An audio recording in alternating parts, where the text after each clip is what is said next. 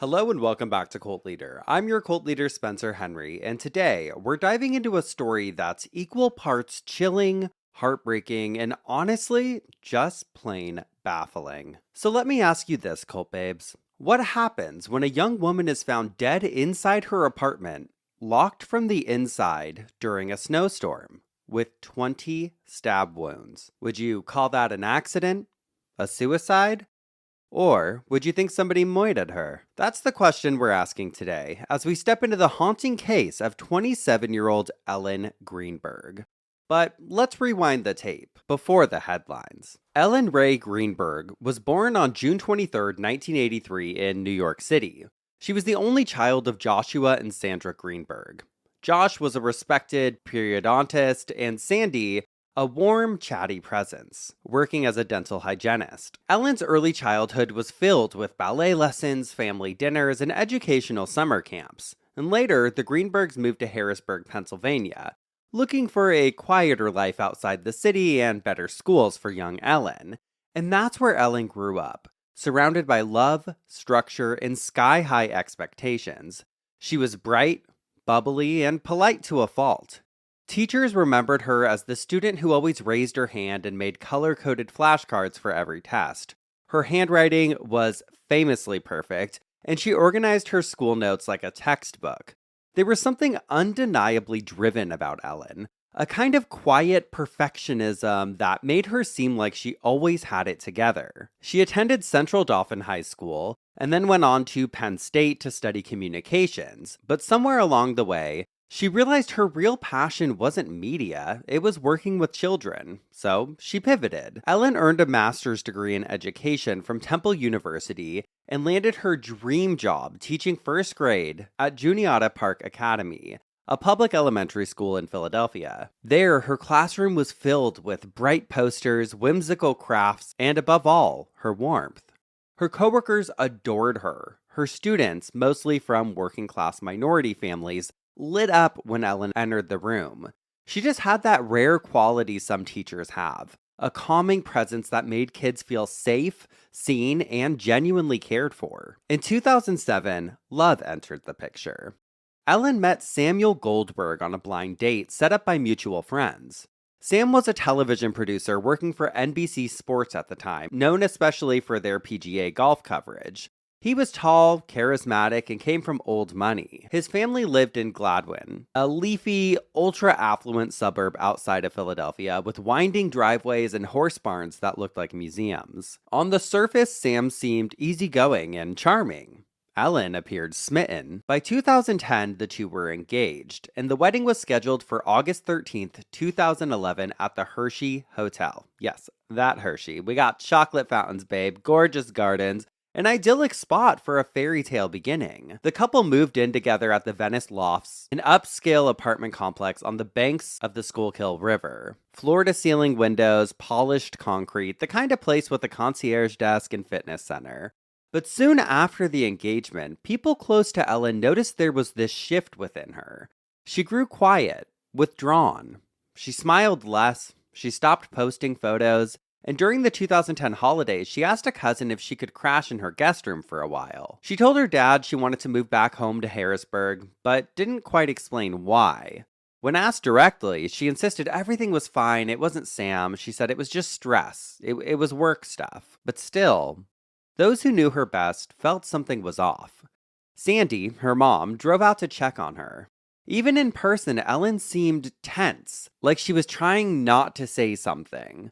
She seemed anxious, wired, and just tired all at once. At her parents' urging, Ellen began seeing a psychiatrist, Dr. Ellen Berman, based in Merion Station. Dr. Berman later testified that after a few sessions, she diagnosed Ellen with adjustment disorder with anxiety, a condition that usually develops after a major life change or prolonged emotional stress.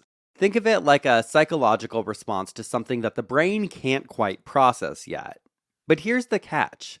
To this day, no one, not her therapist, not her family, knows exactly what that something was. but we've got a pretty clear idea. Ellen's treatment was aggressive, but not uncommon. She was first prescribed Zoloft, an SSRI, and when that didn't seem to help, she was later switched to Klonopin, then later Xanax, both benzodiazepines, typically used for short-term anxiety. To help her sleep at night, she was given an Ambien prescription, and these medications carry known risks: suicidal thoughts, emotional numbing, confusion, even parasomnia. But Dr. Berman was adamant. Ellen never expressed suicidal ideation. No delusions, no psychosis. She was coherent, emotionally present, and frequently smiled when she talked about her fiancé. It seemed like everything was fine. She spoke so fondly of Sam. She smiled when his name came up. She seemed hopeful that things would get better in her life. But behind that hopeful exterior, a storm was brewing. On January 8th, 2011, 18 days before her death, Ellen sent a text to her mom. It read, "I'm starting the med. I know you don't understand, but I can't keep living with feeling this way." The text message, looking back, is raw. It's vulnerable. But the Greenbergs and their legal team say it doesn't read like a suicide note.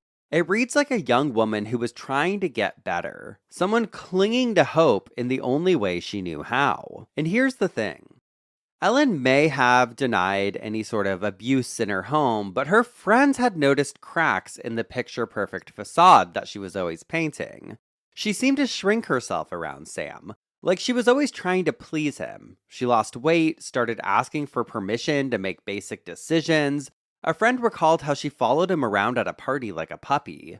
Another friend remembered her saying she wanted to quit teaching but felt like both Sam and her mom wouldn't let her. When asked how she was doing, her answer was always the same. "I'm just tired. I'm trying to make it to June." But unfortunately, Ellen would never make it to June. On January 26th of 2011, a heavy nor'easter swept across the Northeast, blanketing Philadelphia in thick snow. Roads were icing over by noon, and visibility had dropped to almost nothing.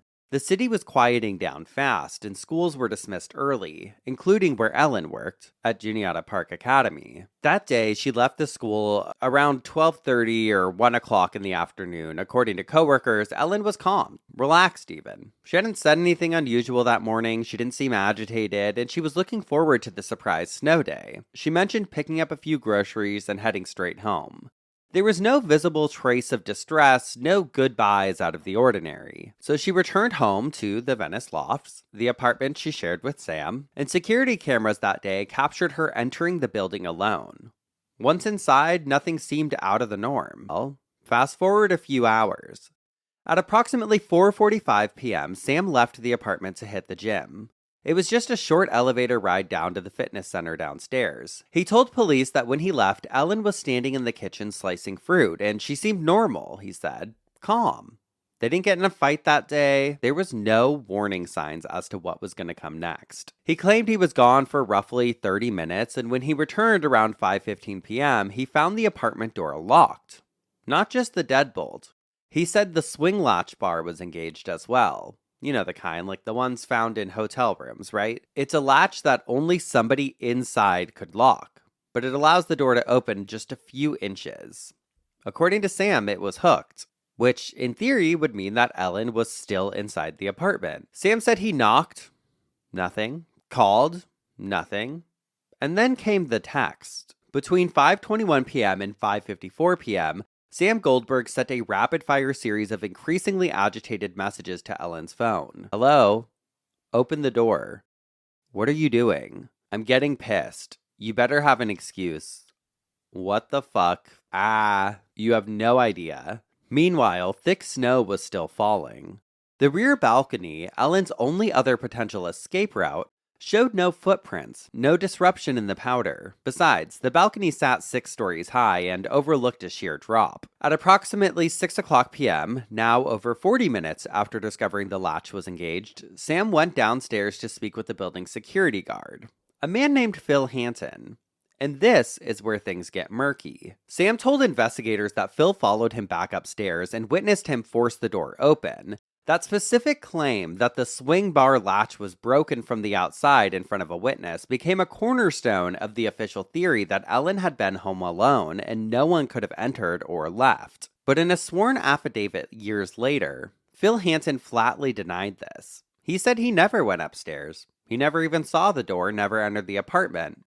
That entire portion of Sam's narrative was false. So what actually happened in that hour? According to Sam's legal team, he called his cousin, Kamian Schwartzman, and uncle, Judge James Schwartzman, both attorneys. They later stated that Sam was sitting in the hallway outside the apartment while speaking with them, and that they advised him to contact the building security. When that failed, they allegedly told him to force entry, and claimed to have heard Sam screaming on the phone after he did. However, phone records don't support that version of the story. Surveillance footage shows Sam alone, near the elevator at 6:27 p.m. The call from the Schwartzman's landline, according to Sam's own phone bill, lasted just 72 seconds and ended at 6:27, right before he entered the apartment. There's no evidence that Sam was on the phone at the moment he claims he broke the latch to get inside. At 6:33 p.m., nearly an hour after returning from the gym and finding the door locked with no response, Sam finally made the 911 call. Paramedics arrived within minutes. Ellen was declared dead at 6:40 p.m., and what they found was the stuff of nightmares. Ellen's body was on the kitchen floor, just inside the entryway. She was laying semi-flat with her head leaning against the lower corner cabinets. She was still fully clothed, a long-sleeved shirt, sweatpants, and tan Ugg boots. A clean white towel was still gripped in one hand.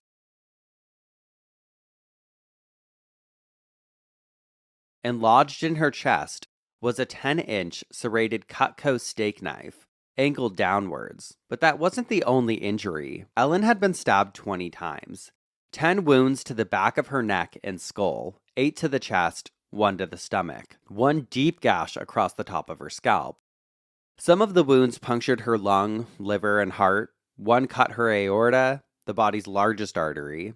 1 pierced her spinal cord, and 1 near the base of her skull entered her cranial cavity and caused bleeding in the brain. She didn't have any definitive defensive wounds, but she did have 11 bruises in various stages of healing scattered across her arms, legs, and torso. A large, dark bruise beneath her right shoulder stood out, as if someone had grabbed her hard. Nearby, the knife block was slightly tipped over.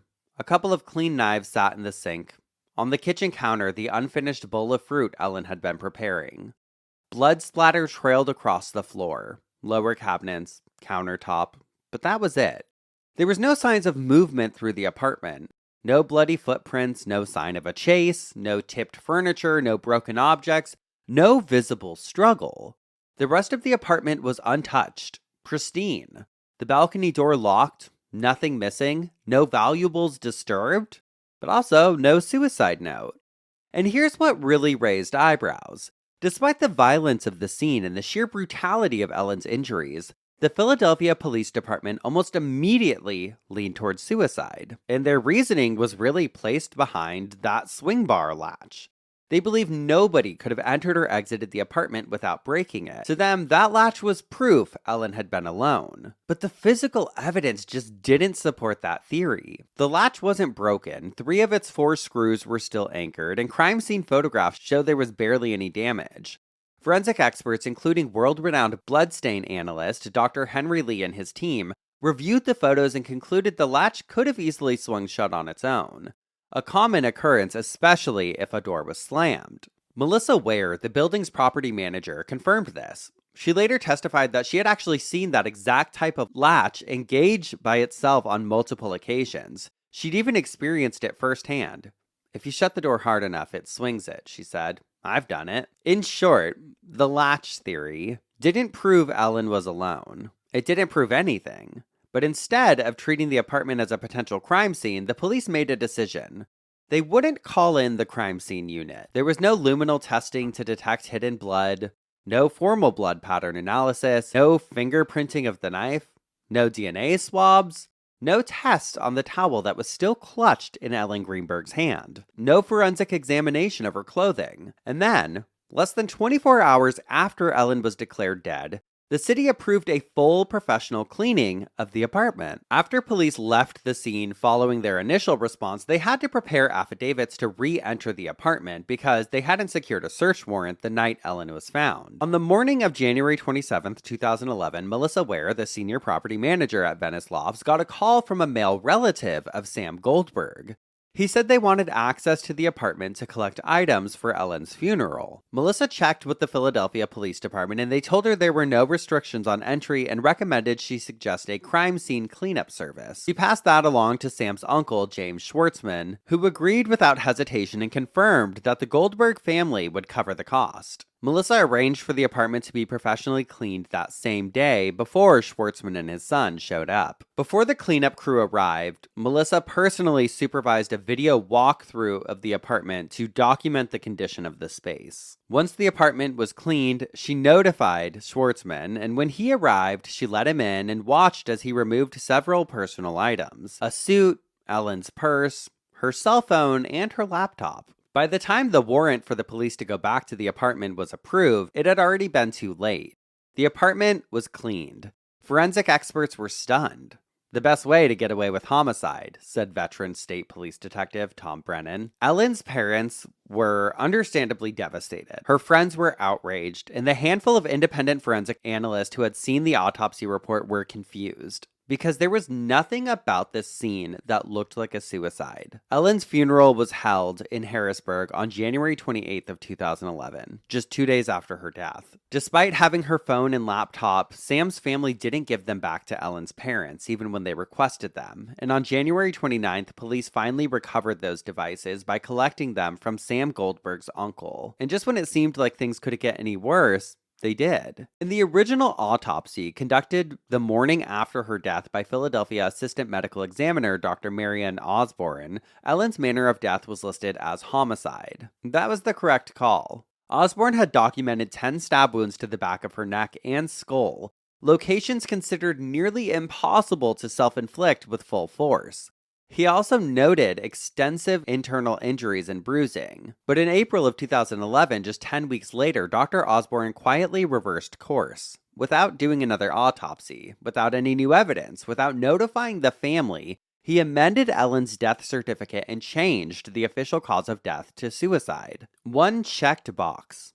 That's all it took. And that decision, made behind closed doors, effectively killed the investigation altogether. Had Ellen's death remained a homicide, law enforcement would have been obligated to investigate further, to issue subpoenas, reconstruct the timeline, interview key witnesses, apply pressure where it mattered. But now, it was a case closed for 7 years. Between 2011 and 2018, nothing happened. There was no new reports, no reopened investigation. The Philadelphia Police Department stood firm on their locked door theory. The medical examiner's office stayed silent, and every official Ellen's parents pleaded with passed the buck. But behind the scenes, Josh and Sandy Greenberg were not backing down. They launched their own fight, hitting wall after wall, filing paperwork, sending letters, calling every number they could find, but they refused to let their daughter become just another cold case footnote.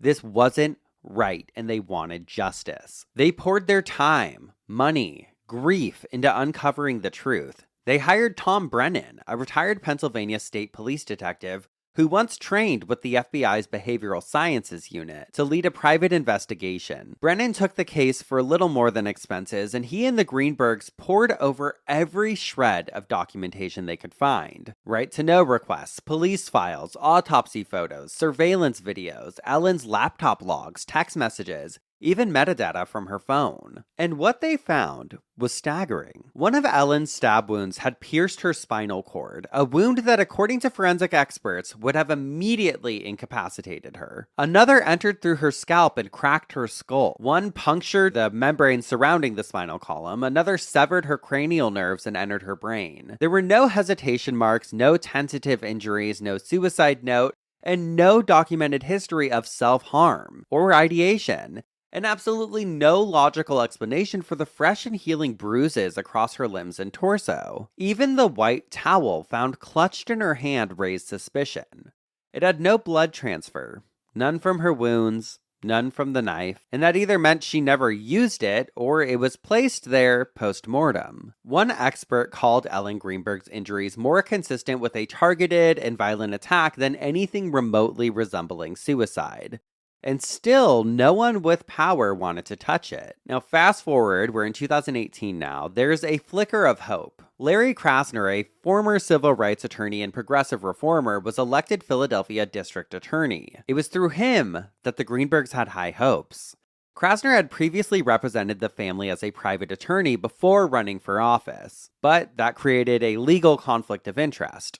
Krasner recused himself and transferred the case to the Pennsylvania Attorney General's office, then led by Josh Shapiro, newly elected, publicly ambitious, and widely seen as a rising star in state politics. Now, Shapiro's office had it all. The original autopsy, the reversal to suicide, the forensic expert reports, the 3D reconstruction, the bruising photos, the spinal cord analysis, every piece of evidence the Greenbergs had spent years compiling. And then, silence. The Greenbergs were told the case was under review. And that review dragged on for years. No subpoenas were made, no movement, no meaningful updates. Josh Greenberg, Ellen's dad, once said, "Josh Shapiro sat on this case for 4 years and did nothing. We were ignored and we were lied to." By 2019, with still no answers, the family had reached their limit. The Greenbergs filed a civil lawsuit in the Philadelphia Court of Common Pleas against the medical examiner's office.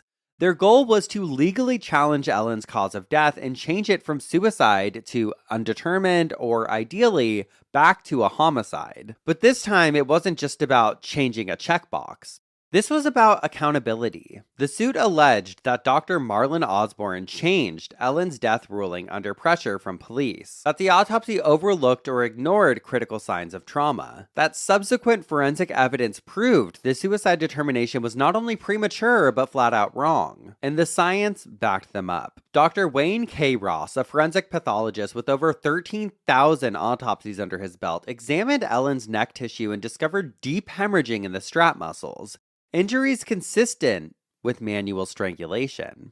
He also noted a mark over the front of her throat that resembled a fingernail gouge. These were, of course, never mentioned in Osborne's official report. In 2019, Dr. Lindsay Emery, a board-certified neuropathologist, reviewed a preserved sample of Ellen's cervical spinal cord. Her conclusion was that at least one of the stab wounds was post-mortem, inflicted after Ellen's heart had already stopped.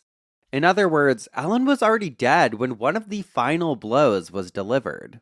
How could this be? And then came the 3D blood pattern and wound trajectory analysis conducted by BioMX Corp., an independent biomechanics firm. Their modeling showed several of Ellen's wounds, especially those to the back of the head and neck, were biomechanically inconsistent with self-infliction.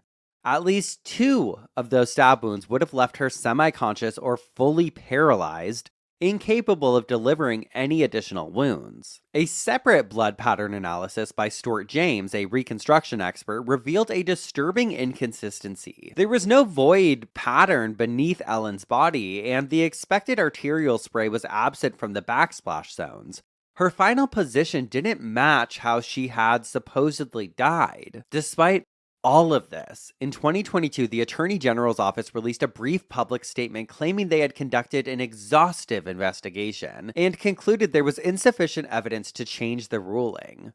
And then, citing a new conflict of interest, they handed the case back to Philadelphia, which promptly offloaded it again to Chester County, where they labeled the case inactive. In other words, case closed. Again, no closure. No answers, nothing. The Greenbergs refused to stop. They filed another civil suit, this time alleging a coordinated cover-up involving multiple city officials. Among the new evidence was the 3D forensic reconstruction that showed several of Ellen's wounds were nearly impossible to self-inflict due to their location, depth, and required force. They also submitted updated forensic reports and digital analysis that directly contradicted the official narrative. One expert emphasized this wasn't suicide, it was staged to look like one. As the city fought to have the case dismissed, public pressure surged. By 2023, Josh Shapiro had become governor of Pennsylvania. And that same year, a lower court dismissed the Greenberg suit, not based on merit, but on a technicality. They were ruled to have no legal standing to challenge Ellen's cause of death. Let that sink in. Her parents were told they had no right to question how their daughter died. But at this point, the case had already gone national. The hashtag Justice for Ellen Greenberg movement was gaining traction, and social media campaigns, advocacy groups, independent journalists all helped push a Change.org petition passed 166,000 signatures. The Greenbergs were now speaking to national outlets, and the silence was breaking. And in 2024, momentum finally shifted. The Pennsylvania Supreme Court agreed to hear the case, and soon after, the Philadelphia Medical Examiner's Office committed to re-examining Ellen's death. And then came a partial legal settlement with the city, including a formal agreement to reopen the investigation. And in February of 2025, another twist.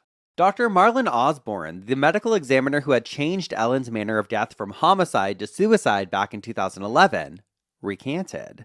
In a sworn legal document, Osborne admitted, "I no longer believe Ellen Greenberg died by suicide."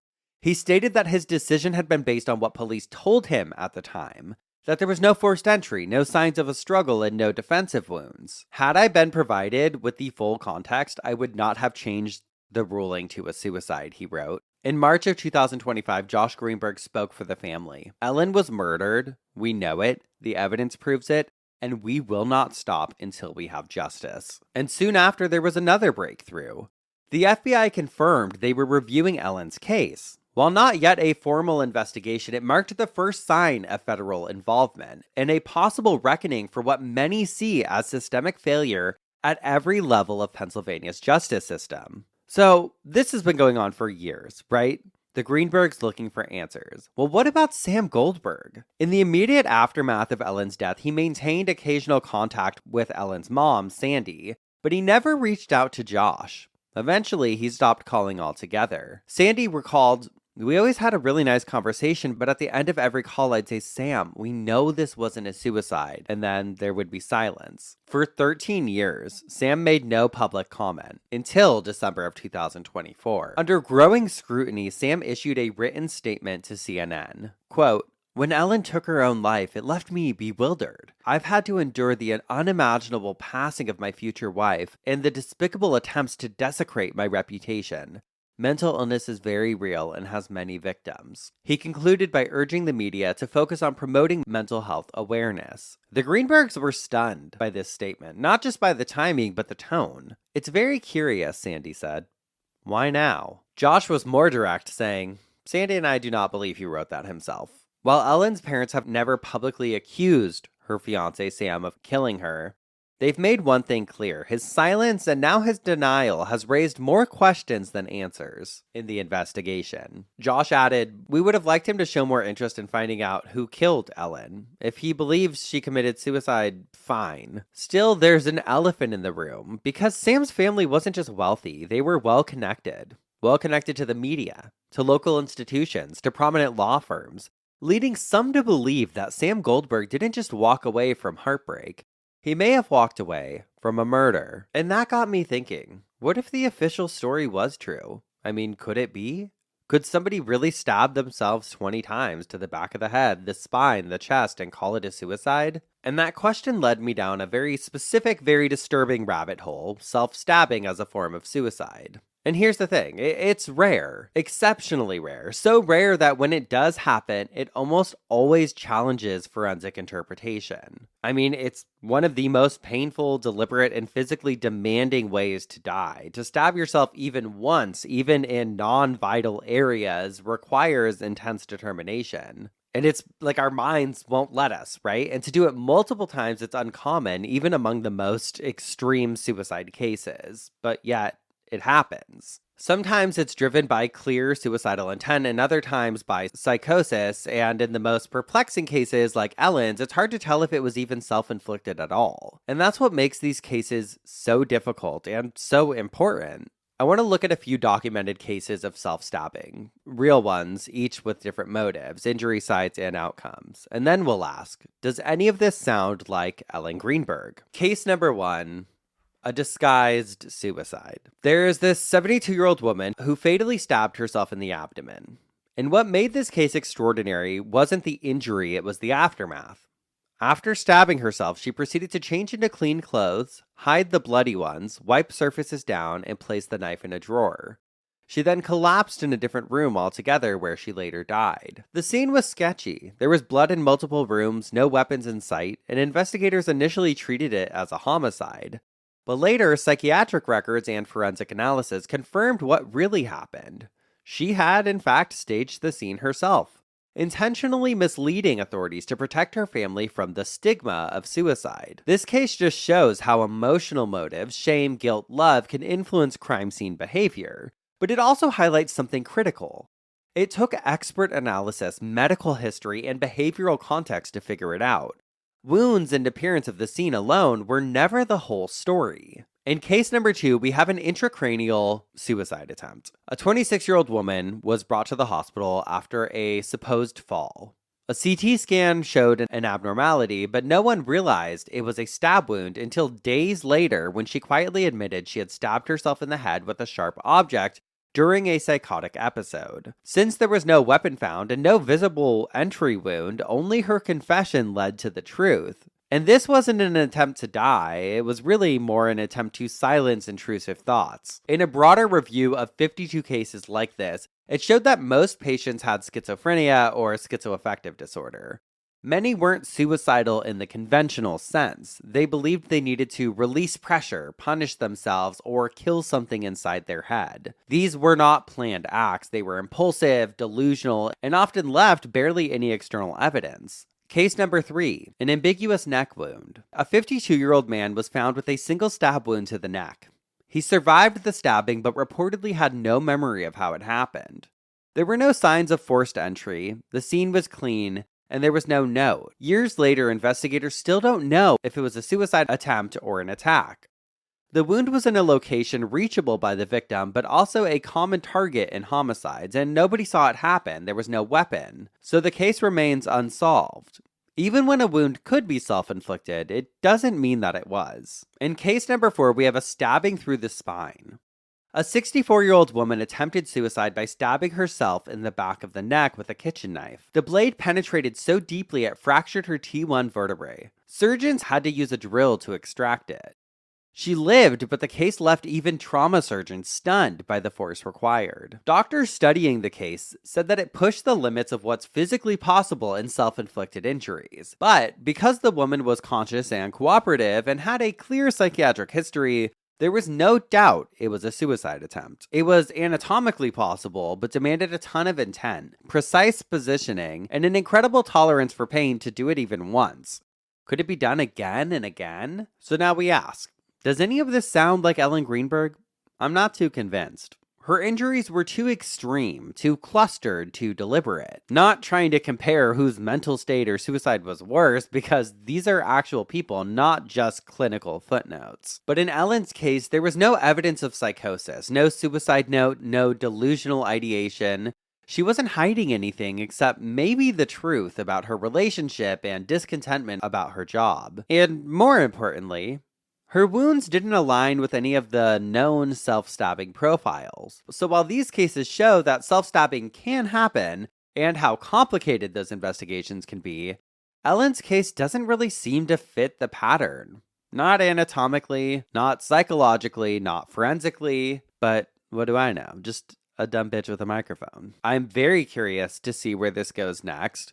I think looking at the story from an outside perspective, right? When I first read about this story, I was like, what do you mean this woman was in her apartment and then she died by stabbing herself 20 times? I was like, that sounds so crazy. And then hearing where the stab wounds were and everything, it really made me question it a lot. And then hearing that she had this fiance whose uncle was a judge who went in and collected her cell phone and laptop, and they covered it all up so fast, or they put an end to everything so fast.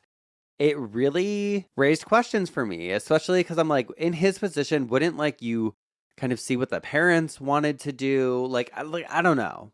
Why such a rush? But also, I haven't been in that situation where there's a bloody crime scene in my home. Maybe he just wanted everything put back to normal.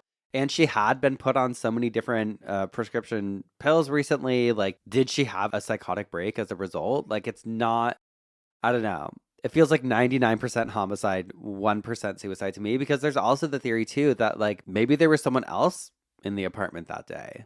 Maybe Sam had hired someone to take out his wife. We don't know. 20 stab wounds just feels so insane to me. But that's where we're going to leave it this week. I am really curious to know your guys' thoughts on this case, and I definitely just wanted to bring awareness to it because I do think there's a good chance that something very fishy is going on. Obviously, my heart goes out to her family, and I hope that they're able to get to some sort of resolution with all of this, and whoever is responsible is held accountable if it was in fact not self-inflicted. But that's where we're going to leave it for the week. I will see you next time. And until next time, just because the latch is clipped doesn't mean you should have quit. Goodbye.